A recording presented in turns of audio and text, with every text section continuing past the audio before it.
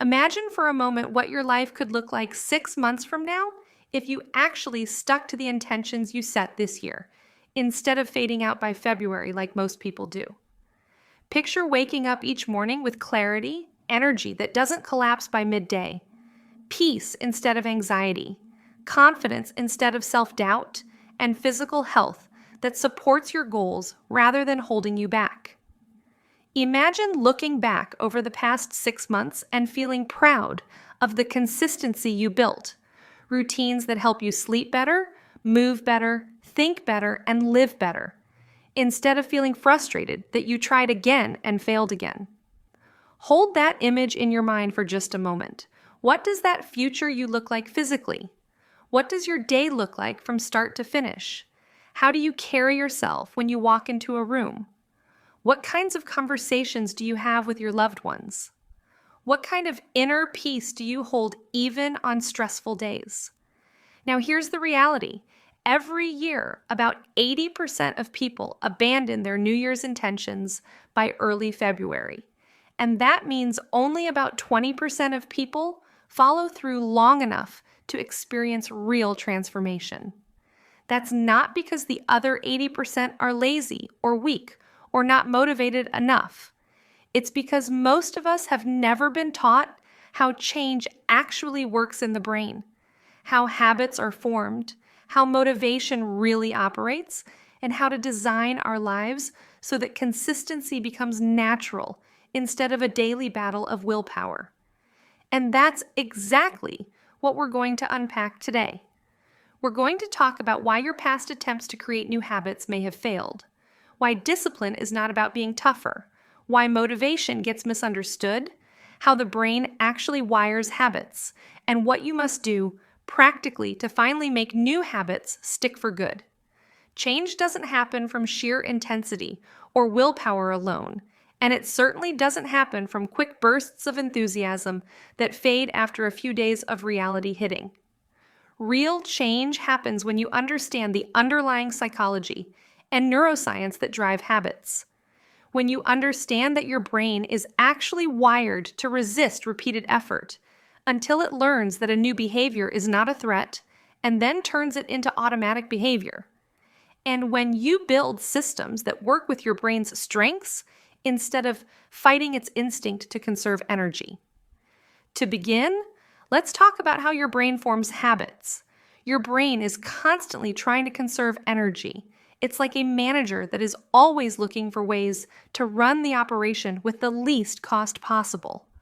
Once a behavior is repeated often enough, your brain moves it from the conscious effort part, which is your prefrontal cortex, into the automatic behavior part, which is your basal ganglia. Once that happens, the behavior becomes a habit, something you do without thinking about it. That is why brushing your teeth, driving a familiar route, or checking your phone can feel automatic. It's also why bad habits can feel hardwired and hard to break, because they literally have been coded into this automatic part of the brain. But that's not a dead end. It's actually good news.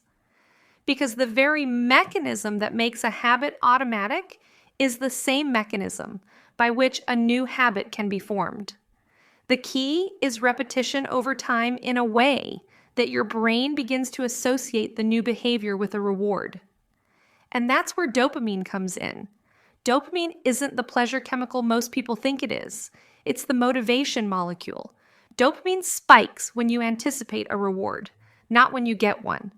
That's why checking your phone feels addictive. Even though most of what you see doesn't truly make you happier, your brain is motivated by the anticipation of the next hit of information or novelty. That pursuit of novelty creates a dopamine spike that feels good in the moment, yet leaves you craving more. Over time, if your brain is trained to chase quick dopamine hits from phone scrolling or sugar or impulsive behavior, real life can start to feel dull by comparison, and your motivation for long-term goals drops. But here's where the science becomes empowering. Your brain is not fixed. It's plastic. Scientists call this neuroplasticity. Neural pathways can be strengthened or weakened based on patterns of use. That means the habits you've built in the past are not permanent, and the habits you build going forward can become your new default ways of being if you design the loops correctly. Your brain learns through cue, routine, reward loops. A cue is something that triggers your brain to go into automatic mode. The routine is the behavior you want to perform, and the reward is whatever your brain interprets as a positive outcome that tells it, do this again. If you can deliberately shape these three components in your life, you can build new neural pathways that support consistent, healthy habits rather than defaulting to old patterns that don't serve you. But most people don't start there.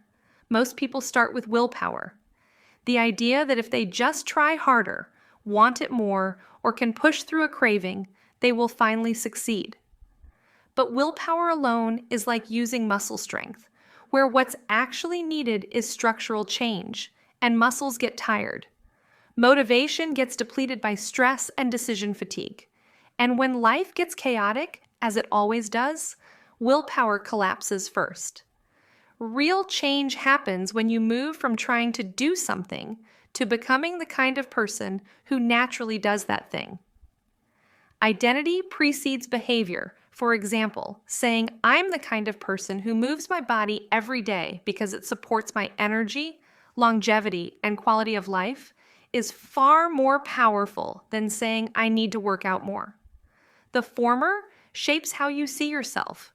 The latter just places pressure on a single behavior. Identity-based habits rewire your subconscious beliefs, and beliefs drive behavior far more reliably than intentions ever do. This is why someone who labels themselves as a healthy eater will automatically make different food choices than someone who labels themselves as someone trying to eat healthier. The identity becomes the lens through which decisions are made moment by moment, and that is what drives consistency over time. This also explains why extrinsic motivation, doing things for external rewards, approval, or fear of consequences, rarely sustains long-term change. If the only reason you want to lose weight is to look good in a swimsuit or to avoid shame or judgment, the motivation will likely fade when the initial excitement wears off or when stress hits. Intrinsic motivation, doing things because they are aligned with your deepest values and because the long-term payoff feels meaningful, is what sustains action even when motivation dips. So if your goal is to improve your health so that you can have more energy to show up for your relationships, to be present for your work, to feel strong and capable in your body, that deeper why becomes the anchor that keeps you moving forward when the first flush of enthusiasm wears off. This is why, in a moment, we are going to talk about how to identify your intrinsic why, the reason that means more to you than anything else, and how to tie your new habits to that reason.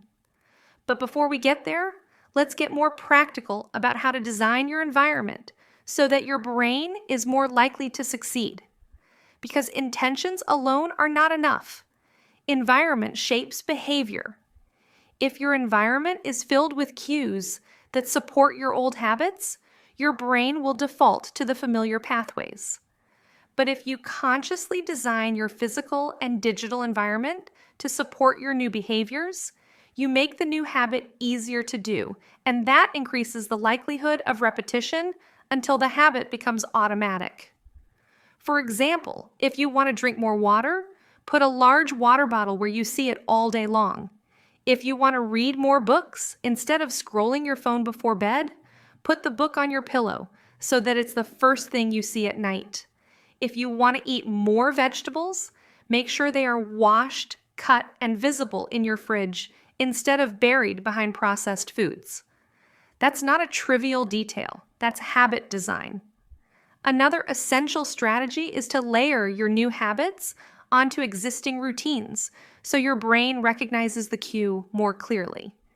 If you already make coffee every morning, use that moment as the cue to journal for 5 minutes, or to take your supplements, or to take a short walk. The key is making the behavior so easy to start that your brain doesn't even debate it. Tiny, non-threatening actions repeated consistently build neural pathways rapidly. In fact, research shows that it takes an average of about 66 days of consistent repetition for a new behavior to become automatic. And some habits take even longer, which is why consistency over time matters far more than bursting out of the gate with unrealistic goals. This is also why celebrating small wins matters.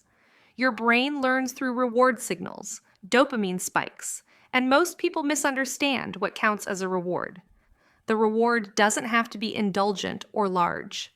The reward can simply be the satisfaction of checking off the behavior, the sense of accomplishment, the positive self-talk that says, I showed up again. Those internal rewards reinforce the habit more deeply than any external validation ever will. Rewards are how your brain learns that the new routine is worth. Repeating and the anticipation of the reward is what releases dopamine.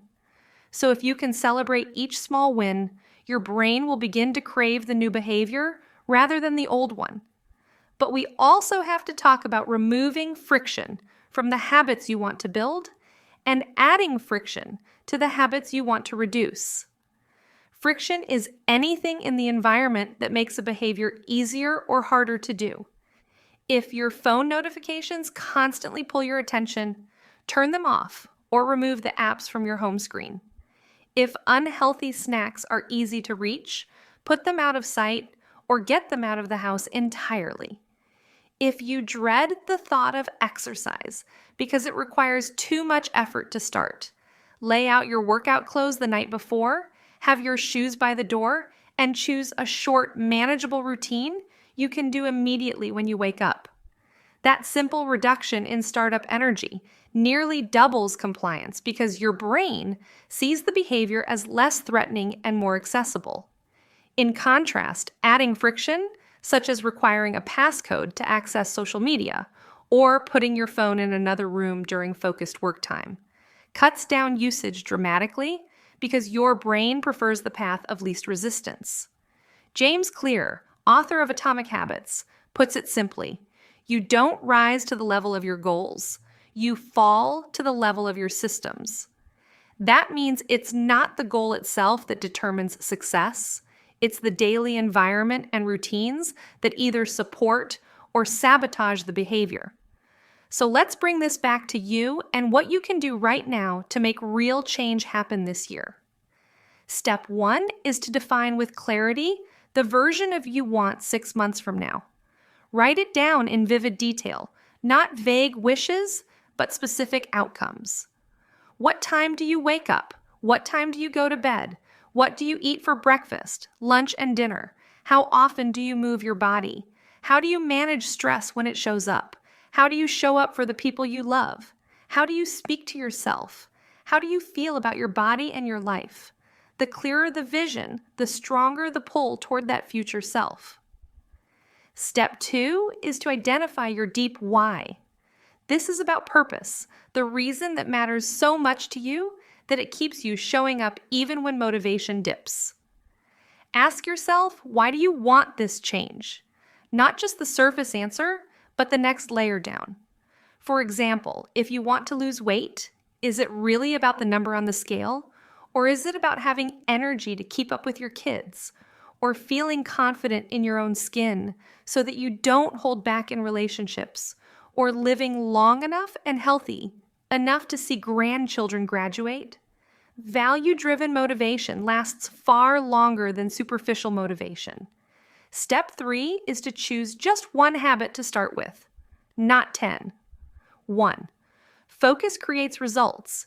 Choose a habit that is aligned with your vision and your why, and then define the cue, the action, and the reward. Make the cue visible, make the action easy to start, and define an immediate reward that feels satisfying. Then, design your environment to support that behavior by reducing friction to the new habit and increasing friction to the old habit you want to replace. For example, if you want to walk after dinner, decide in advance where you will walk, what shoes you will wear, and who, if anyone, you might invite to join you so that the cue, dinner ending, reliably triggers the action. Track it daily so you can see your progress. Step 4 is to celebrate small wins. Recognize each time you follow through. Celebrate the act of showing up. Notice how your energy feels. Notice the confidence you gain. Those internal rewards create dopamine spikes that reinforce the habit loop more than any external accolade ever could. Step 5 is to build support around you. Change doesn't happen in isolation. Psychologists have found that accountability increases success rates dramatically. When you have someone to check in with, a friend, a partner, a coach, a community, your likelihood of following through increases significantly because we are social creatures whose behaviors are shaped by the norms and expectations of our social circles. So find that accountability partner, that community that supports your vision, that group that reflects the kind of people you want to become. Step 6 is to be patient and consistent. Remember that habits take time to form. There will be days when motivation dips. There will be setbacks. But consistency over time, not perfection in the moment, is what builds lasting change. When you start to feel discouraged, remind yourself of your vision, revisit your why, simplify the behavior if needed so that you can win small victories and keep moving forward. And whenever you feel yourself slipping into old patterns, remember this: you are not stuck. Your brain can change. Your habits can change. Your life can change. The future you is already possible. It just needs your consistent action to become your present reality. So start today. Define your vision, clarify your why, choose one habit, design your environment, track your progress, celebrate your wins, build your community, and above all, be kind to yourself as you grow. This year can be the year you finally follow through. You can be part of the 20% who experience transformation because you understand how change actually works and you apply it intentionally every day. You're becoming that future version of you right now with every choice you make, and I'm cheering you on every step of the way.